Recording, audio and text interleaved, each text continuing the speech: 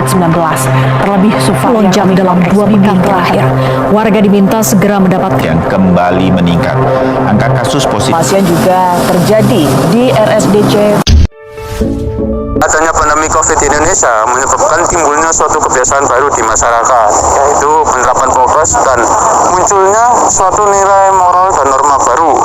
Di tahun 2022, COVID-19 masih belum hilang, namun masyarakat sudah tidak mematuhi prokes. Apakah dengan pelanggaran tersebut termasuk dekadensi moral?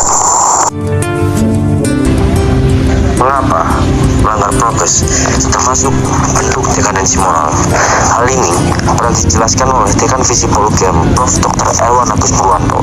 Beliau menjelaskan bahwa ada suatu moral dan norma sopan santun baru yang tumbuh pada saat masa pandemi, karena kebiasaan masyarakat yang lama-kelamaan mulai patuh terhadap prokes, yang akhirnya membuat tumbuhnya nilai dan norma baru tersebut di masyarakat. Selain itu, mari kita tinjau data dari daerah yang memiliki kasus COVID tinggi seperti Jakarta, dan kita bandingkan dengan kasus di Surabaya. Kasus terkonfirmasi COVID-19 di DKI Jakarta kian hari semakin bertambah. Per tanggal Januari 2020 hingga November 2022 telah tercatat 1.509.385 kasus positif COVID. Dibandingkan dengan Surabaya, kota terbesar kedua di Indonesia, angka positifnya hanya sejumlah 141.844. Berikut adalah tampilan data atau konfirmasi positif COVID di Jakarta dan Surabaya yang diambil dari sumber yang terpercaya. Dengan perbedaan jumlah positif yang sangat signifikan antara Jakarta dan Surabaya, kira-kira apa hal yang menyebabkan hal ini dapat terjadi?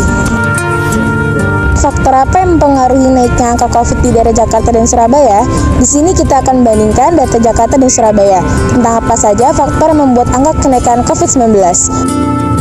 Pada tahun 2022, banyak orang yang sudah lalai terhadap kasus kenaikan COVID-19 karena mereka merasa bahwa sudah divaksin, dan persepsi mereka yang menganggap bahwa COVID-19 bukanlah virus yang berbahaya, sehingga mereka malah tidak memperdulikan kenaikan COVID dan menganggap COVID sudah hilang. Dikutip dari surabaya.co.id pada Rabu 13 Oktober 2021, menurut Koordinator Penegak Hukum dan Kedisiplinan Gugus Tugas Percepatan Penanganan COVID-19 Kota Surabaya, Edi Kristijanto, beliau mengatakan berdasarkan data yang dimilikinya, setidaknya ada sebanyak 24.000 pelanggar prokes selama pandemi COVID-19.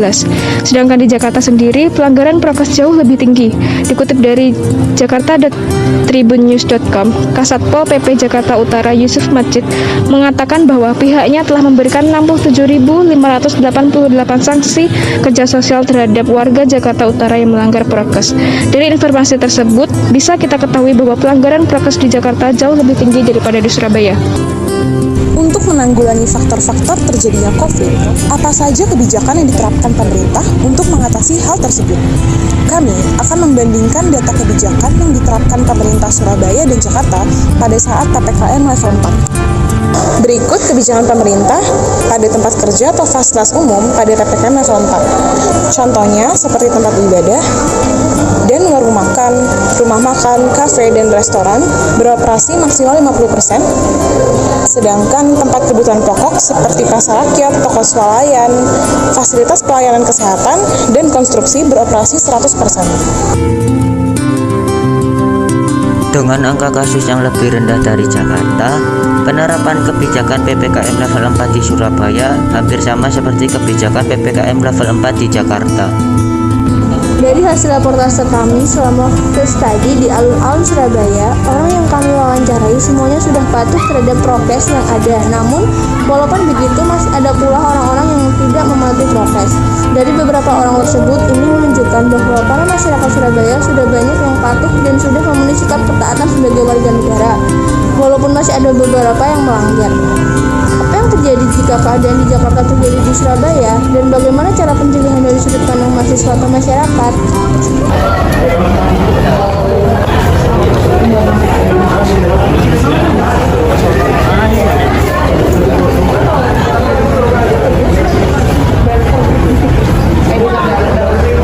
Satu.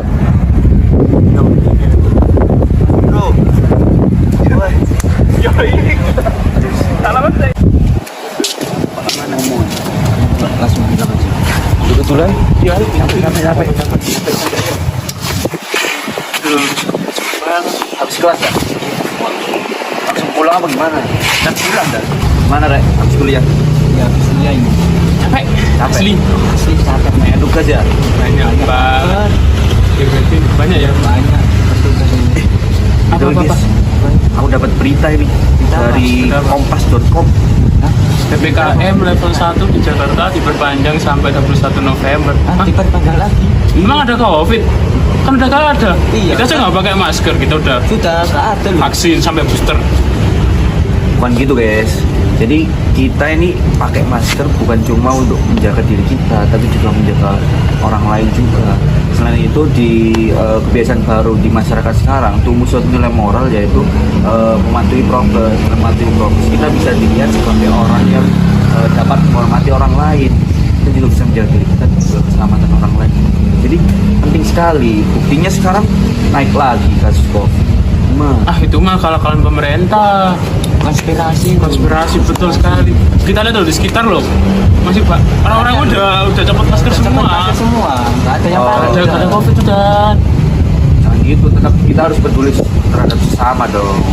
Kita harus pakai masker lah. Konspirasi itu. Konspirasi. Ya udah sih, kalau kamu masih ngeyel, aku kan udah bilangin.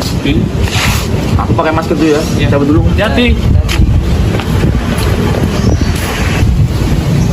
Mana tuh Neo Farhan itu? Iya. Padahal COVID-nya udah turun. Makanya kalau dipikir-pikir juga sih memang bener katanya si Farhan, kayak kita harus saling menjaga sama satu sama lain kan. Iya sih. Tapi ya terkadang banyak orang yang belum sadar ya. Ini kita emang bener-bener harus pakai masker deh. Bener kata Farhan emang. Yuk masker pakai masker.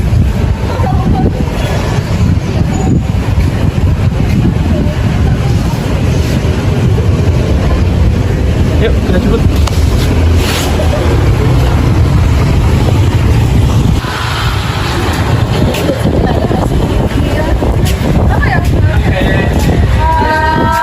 Kalian kok nggak pakai masker? Nggak ada acara juga. Kalian belum tahu ya? Ada Pak. PPKM level 1 di Jakarta dipanggil sampai baru tahu. Pakai masker nih kita. Sama juga jarak. Tuh, jaga jarak. Harus. Sini. Iya, iya, tidak sengaja konten. Ntar COVID menurun lagi. Ini makin naik.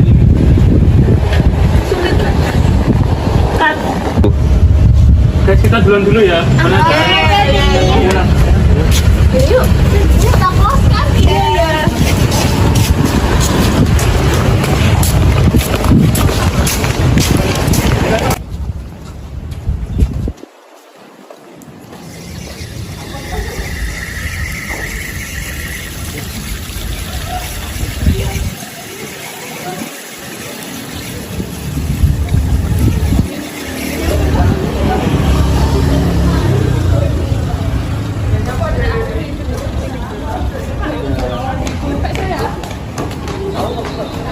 Tuh.